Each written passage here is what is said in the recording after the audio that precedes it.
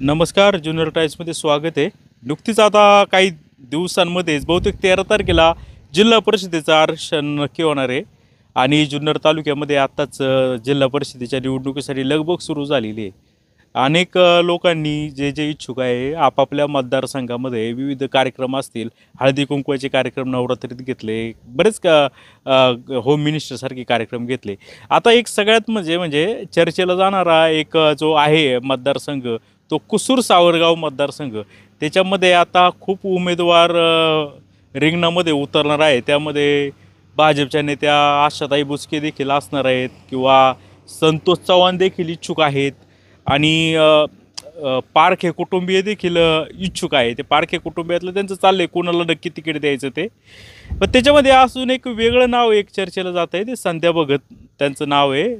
काही महिन्यांपूर्वीच त्या जुन्नर तालुक्यामध्ये आल्या, परंतु अल्पावधीमध्येच जुन्नर तालुक्यामध्ये त्यांनी स्वतःच्या एका नावाची आणि कर्तृत्वाची देखील ओळख करून दिलेली आहे. त्या आता आपल्या सोबत आहेत. नमस्कार ताई. नमस्कार. आता तुम्ही ह्या याच्यामध्ये म्हणजे मनात ठरवलं होतं का इकडं येऊन निवडणूक लढवायची?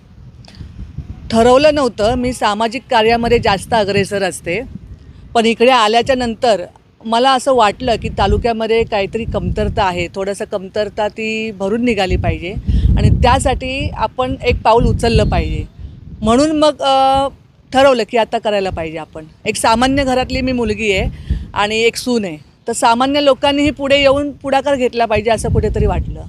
आता तुमच्यावर आयात म्हणून शिक्का मारला जाईल. आता निवडणूक जशी जशी रंगात येईल, टीका वगैरे सुरू होतील, कसं मग तुम्ही त्याला समोर जाल? बघा, राजकारण म्हणजे टीका ही होतेच आणि ह्या सगळ्या गोष्टींची मला तयारी आहे. टीकाही होणं आणि चांगल्या माणसांवर टीका ही केलीच जाते, त्यामुळे मला त्यात काही नवीन नाही वाटत. आता किती मतदारसंघ म्हणजे गावामध्ये तुम्ही आता असं कार्यक्रम वगैरे ते हळदी कुंकवाचे असतील, होम मिनिस्टरचे असतील ते घेतलेत? आता जवळजवळ 20 गावांमध्ये आपण हे कार्यक्रम घेतलेले आहेत. काय प्रतिसाद कसा मिळाला? अतिशय चांगला प्रतिसाद महिलांनी मला दिला. महिला स्वतः मला भेटून अगदी वैयक्तिक माझ्याशी बोलून, ताई तुमच्यासारखं नेतृत्व आम्हाला पाहिजे होतं, महिलांचाही बुलंद आवाज मला पाहिजे होता, असं म्हणून महिलांनी मला खरंच खूप मदत केली आणि साथ दिली. काय वाटलं अशा प्रतिक्रिया आल्यावर? खूप चांगलं वाटलं संदीप साहेब, खूप चांगलं. की असं वाटलं की खरंच मी काम करायला पाहिजे. कुठेतरी गटात कमतरता आहे म्हणूनच महिलांचे हे प्रतिसाद उमटतात असं वाटतंय. पाठीमागं आम्ही तुमचा एक रुद्रावतार देखील पाहिला. आपल्या ग्रामीण रुग्णालयामध्ये एक डॉक्टर दारू पिऊन होता, तुम्ही शेवटपर्यंत तिथं म्हणजे लढत राहिल्या. हो, पहाटे 4 वाजेपर्यंत मी तिथे होती आणि डॉक्टरांना जी कारवाई त्यांच्यावर करायची होती ती आम्ही तात्काळ केली. त्यांचं निलंबन करून सेवा समाप्ती त्यांची तात्काळ झाली. आणि बघा, बरेच प्रत्यारोप आरोप सगळे होतच असतात. काहींना वाटत असेल की ताईंनी हात नाही उचलला किंवा जे काय असेल ते, पण तुम्ही समजा तुम्हाला खूपच लढावं लागलं, तुमचं काही चाललंच नाही, अशाही टीका होत आहेत. चाललं नाही असं नाही. प्रत्येकाची काम करण्याची एक पद्धत असते. काही लोक अगदीच आक्रमकपणे करतात, कामं होतात. काही लोक शांत आणि संयमाने करतात, पण कामं होतात. कामं होतात म्हणजे होतात. मग तुम्ही कोणत्या पद्धतीने करता हे तुमच्यावर अवलंबून आहे. माझी पद्धत कामाची वेगळी आहे. दुसऱ्या दिवशीच त्यांचं निलंबन झालं, सेवा समाप्ती झाली, काम झालं. अजून काय पाहिजे जनतेला? आता तर काही लोक टीका करतात तुमच्यावर. जर समजा दुसऱ्या उमेदवार म्हणजे बुचके जर असत्या तर मग काहीतरी त्यांनी लगेच केलं, असं संध्या भगत यांच्याच्याने काही झालं नाही असंही टीका केली जाते. काय सांगा? काही झालं नाही असं म्हणू शकत नाही आपण. निलंबन झालं, त्यांची सेवा समाप्ती झाली, हा एवढा मोठा विजय आहे. आणि पहिली गोष्ट, जुन्नर तालुक्यामध्ये जर एवढा सगळ्यांचा होल्ड आहे, मी तर नवीन व्यक्ती हे सगळ्यांना माहिती आहे, जर तुम्ही इतके वर्षानुवर्षे जर इथे काम करताय तर अशा पद्धतीचे ऑफिसर, अशा पद्धतीचे डॉक्टर इथे असतातच कसं, हा पहिला प्रश्न मी उपस्थित करते.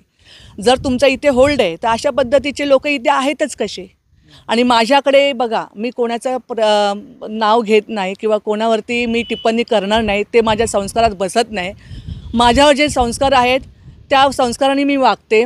मला त्या डॉक्टरांचा हात उचलावा वाटला नाही का, कारण ते सरकारी अधिकारी आहेत, ड्युटीवर आहेत. भले ते दारू पिऊन होते, मान्य आहे, पण माझ्या संस्कारात बसलं नाही. त्यांना योग्य शासन जे करायचं होतं ते आम्ही माझ्या पद्धतीने केलेलं आहे. आणि याच्यावरती तालुक्याचे आमदारसुद्धा बोललेले आहेत. आमदारांनीसुद्धा दखल घेऊन तात्काळ आदेश दिलेले आहेत त्यांचे निलंबन करावं. आणि मी दुसऱ्या दिवशी स्वतः भेटून डॉक्टरांना, चौकशी समिती आली होती, त्यांना भेटून लगेचच लेटर देऊन त्यांच्यावरती ताबडतोब कारवाई झालेली आहे.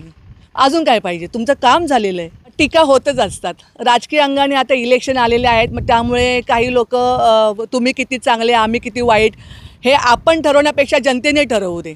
जनतेला सर्व कळतं, जनता सुज्ञ आहे, त्यामुळे जनतेला सगळं दिसतंय, ते ठरवतील येणाऱ्या काळात. आपण काही बोलायची काही गरज नाही आहे. पण आता तुम्ही ज्या मतदारसंघामध्ये उभे आहात तिथं मोठमोठे दिग्गज लोक आहेत, तुमचा कसं काय म्हणजे सामना होईल का तुम्ही कमी पडाल, कसं वाटतं? बघा, मी एक स्त्री आहे आणि मी प्रत्येक माझ्या भाषणात सांगत असते, स्त्रीकडे ही आघात शक्ती असते. एका स्त्रीने जर काही ठरवलं ना संदीप साहेब, ती काही करू शकते. त्यामुळे सामना करायचा झाला तर मी कोणत्याही व्यक्तीला, कोणत्याही घटनेला सामोरं जायची माझी तयारी आणि मी घाबरत नाही. जे होईल त्या सगळ्या गोष्टींना माझी सामोरं जायची पूर्ण तयारी आहे.